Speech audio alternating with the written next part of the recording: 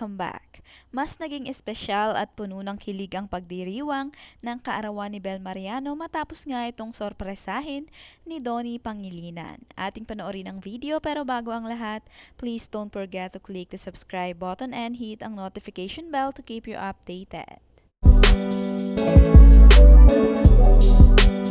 Bukod sa masayang bakasyon, lalo pang ang humanga itong si Belle sa napakagandang hotel room na inihanda para sa kanya.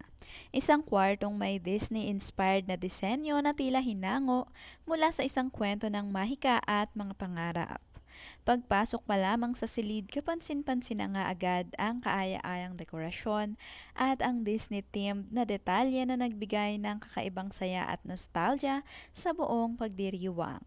Ang bawat sulok nga ng kwarto ay puno ng charm at magic, dahilan upang mas maging memorable ang espesyal na araw ni Belle.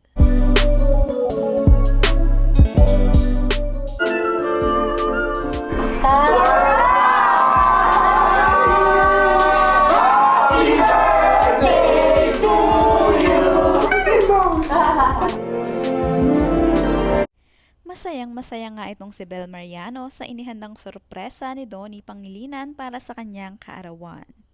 Kasama nga nito si Donnie na naging masaya at relax ang buong biyahe nila, punong-puno ng tawanan, kwentuhan at mga sandaling hindi agad malilimutan.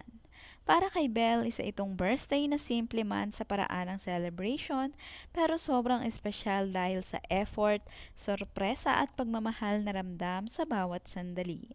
Isang birthday celebration na talagang nagpaiyak sa saya at nag-iwan ng ngiti na pang matagalan. Happy birthday once again, Bel Mariano!